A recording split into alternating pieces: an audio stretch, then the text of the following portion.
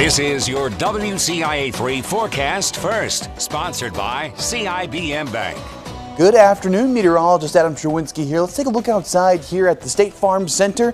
And while the Illini aren't home, they're out in Iowa. Rain is still falling here in town. It's crummy conditions outside. Perfect to stay inside and watch some basketball right there on WCIA, but also watch us as well here as we do the noon show on WCIX. Otherwise, though, the rain really falling there in Iowa and here at home as well. We're seeing showers move through the region.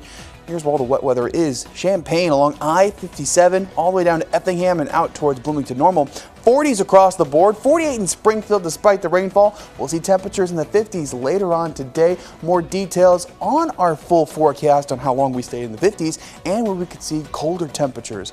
Spoiler alert, it's coming pretty soon. I'll let you know exactly when coming up in just a bit. But first, the noon show starts right now.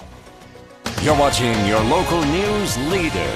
This is WCIA 3 News at noon. They said it did not pose an imminent threat, but yet law enforcement officials and us as parents disagree. Parents of Westville Junior High students are taking a stand for safety after they say a list surfaced with their kids' names on it along with threats to hurt them. Good afternoon and thank you for joining us. I'm Karina Rubio. The group confronted the school board asking them to take action and protect their children. Now we do want to warn you, some of this content in this report may be sensitive to some viewers. We spoke with a parent, Jason Biava, who says last week his daughter told him a classmate wrote out a list with roughly 24 names on it.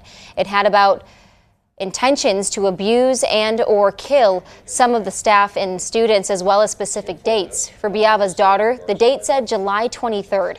He says he contacted the administration, who called it a misplay on words. Now parents are worried about transparency, a lack of action, and above all, the physical and emotional well-being of their children. The talk of sexual assault, the talk of murder, the talk of dismembering bodies of our minor children, that in at no time should ever be disregarded as a non-threat. That should be addressed. And there was an incident where my son was locked in a bathroom stall by 2 students and was told that if he were to come out from underneath it, they were going to beat him up. Biava says he learned a similar list was created about a year ago. He says that list was written by a close friend of the student in question, yet parents weren't notified.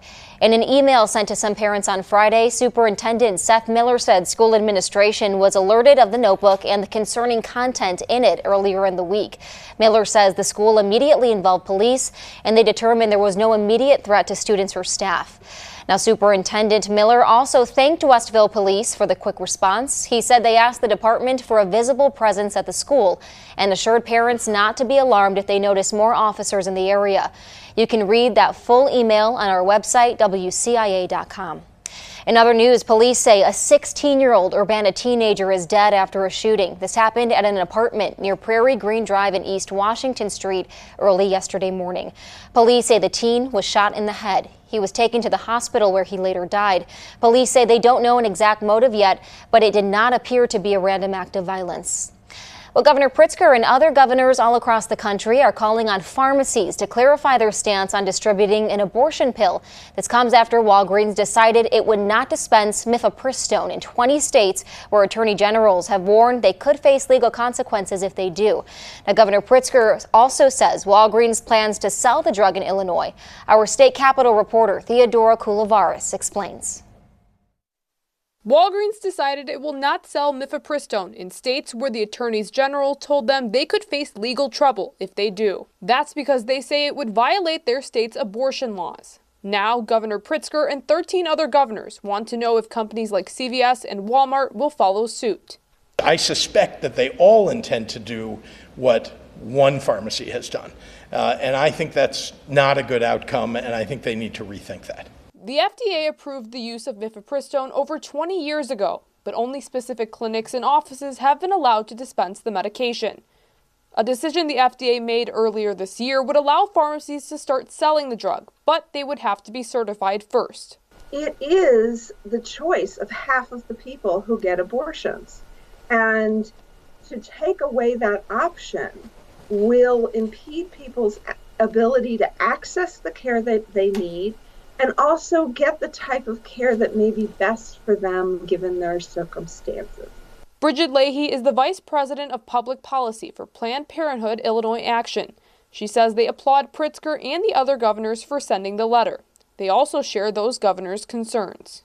We want to know whether or not these major chains that people rely on are going to be doing that, and that they will not cave to political pressure to not do it, even though legally they can do it and people in their community need them to do this.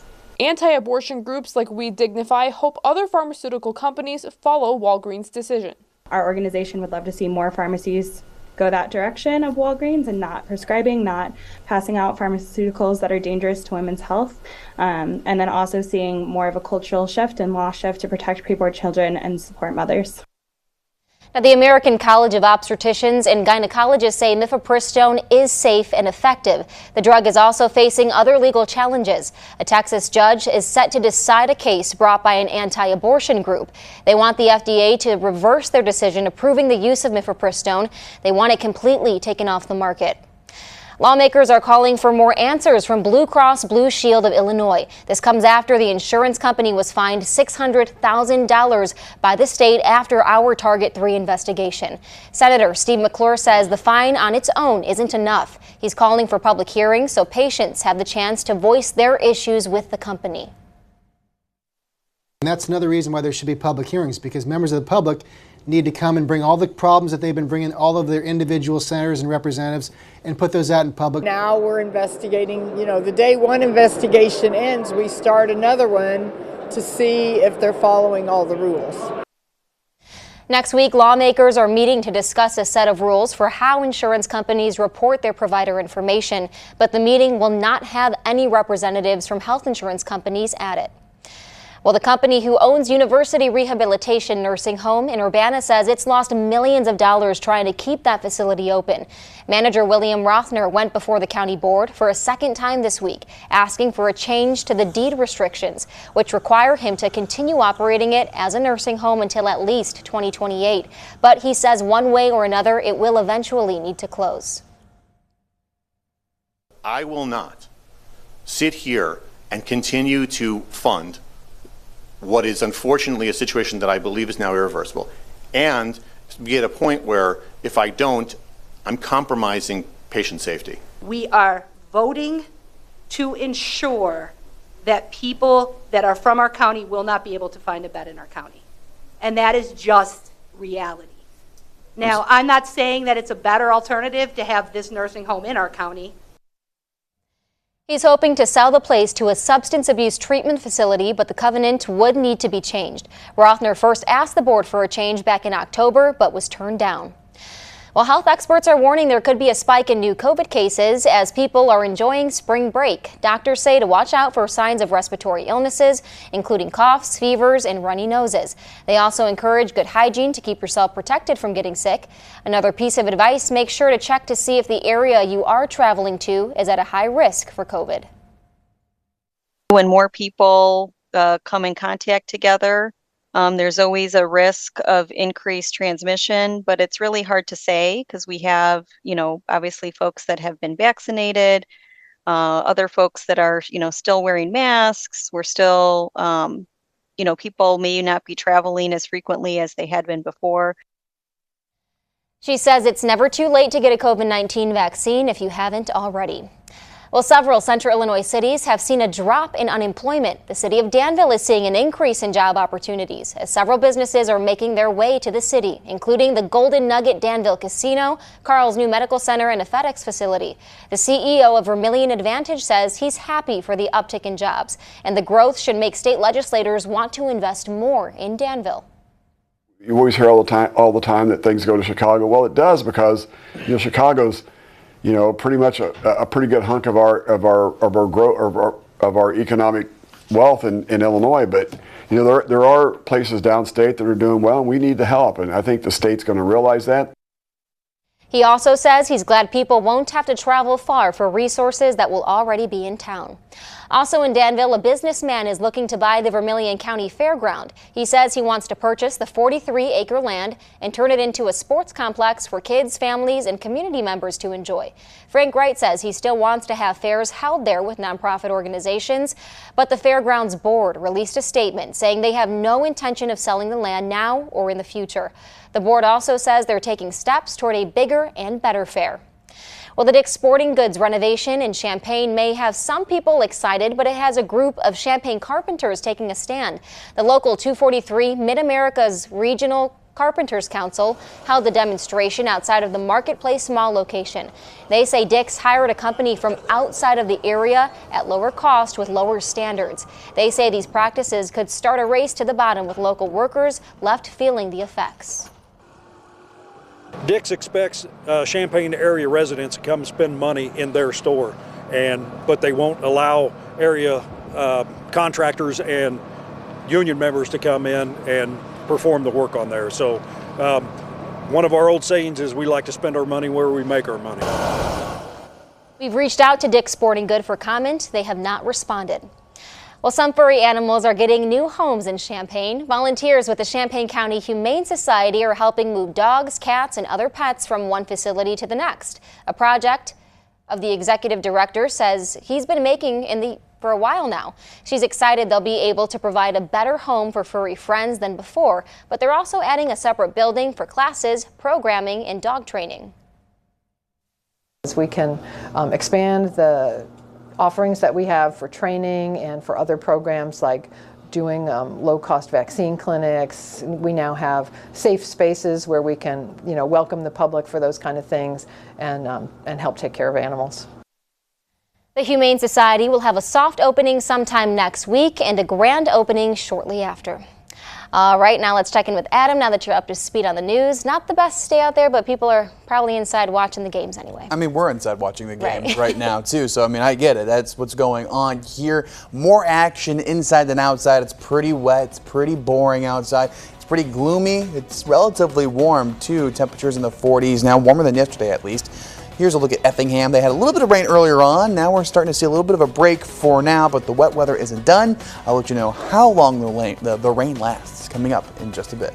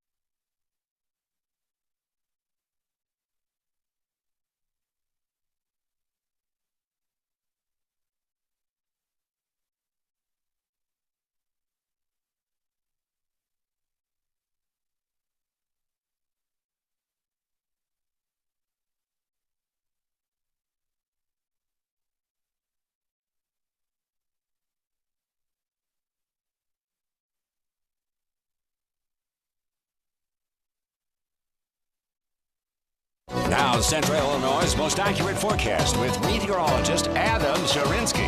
And welcome back. Let's take a look there at Effingham again. Mostly cloudy skies, drier on the camera than what it was before early on the A block. We had a little bit more of the wet weather out there, and we still have showers moving through the region. The bulk of the rainfall now moving out towards the east away from Effingham County, and more rain moving through Iowa too. So a soggy time for those fans out there getting ready for the Illini game at 3:30. Otherwise, it's wet here in Champaign. It's wet all the way down along I-57 up towards Watseka, up to Fairbury, out towards parts of Pontiac as well. So northern 55 and northern 57 looking pretty soggy for this afternoon. 50 there in Danville, 44 in Decatur, and 48 in Springfield. Winds from the south, and they are picking up here in central Illinois. They were pretty gusty there during our 9 o'clock newscast there on WCIA 3. Now, if you're a Illini fan, if you're ready for the game, or you just want to know what's going on out there as people are getting ready, or if you're headed out that way yourself as well, temperatures at tip-off, 40 degrees with some rain and snow in the forecast by the end of the game, 37 degrees.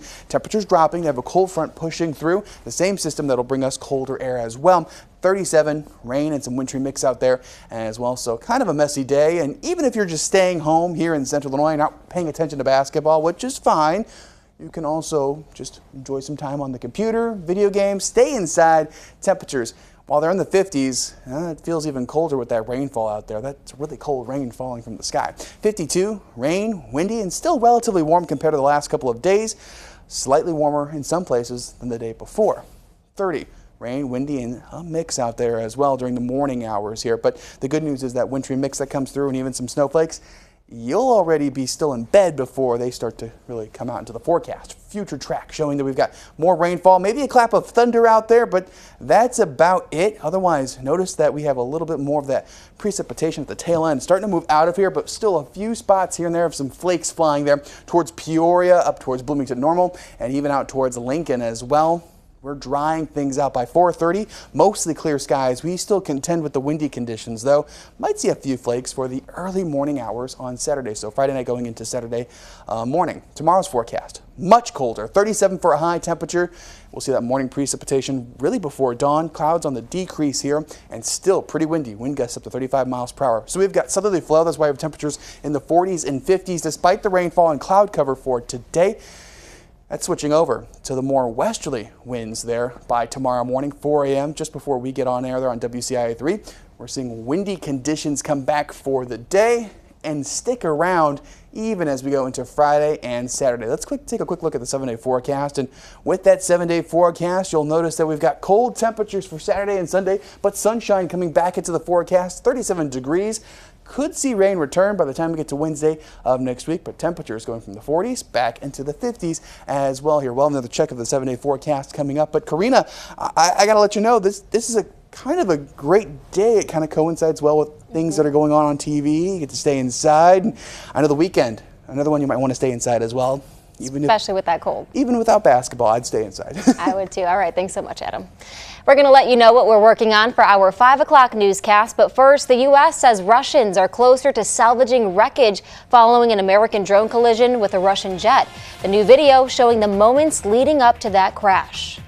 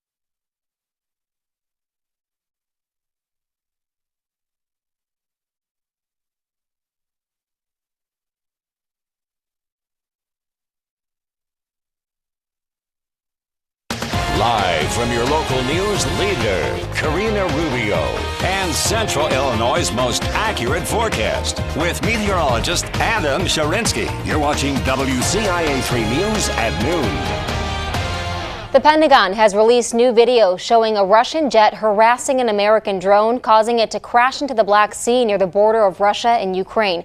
CBS's Skylar Henry has the latest details. New video shows the moment a Russian jet collided with an American drone just before the drone crashed into the Black Sea. The Pentagon says 2 Russian jets made 19 passes of the drone, dumping fuel on the drone each time before clipping it on the last pass. This drone was probably simply keeping track of where Russian military ships were in the Black Sea. Russia says it had restricted that airspace at the start of the war with Ukraine, and the drone had no right to be there. And they're saying anything that flies in there, we're going to shoot it down. So this is a direct test of the Biden administration. They're trying to see what the limits are, and it's a message of their displeasure, but more importantly, I think it's a test to see if we'll respond to it, if we'll continue to fly, or if this causes us not to fly in that area anymore. Defense Secretary Lloyd Austin spoke to his Russian counterpart for the first time in 5 months Wednesday, showing how seriously both sides are taking the incident. Make no mistake, the United States will continue to fly and to operate wherever international law allows. A U.S. official confirms that a Russian ship has already recovered some of the wreckage from the drone crash. However, they also say they've wiped the drone's software to remove any sensitive data. We are quite confident that whatever was of value is no longer of value. The incident is the first known military contact between Russia and the U.S. since the start of the war. Skylar Henry, CBS News, Washington.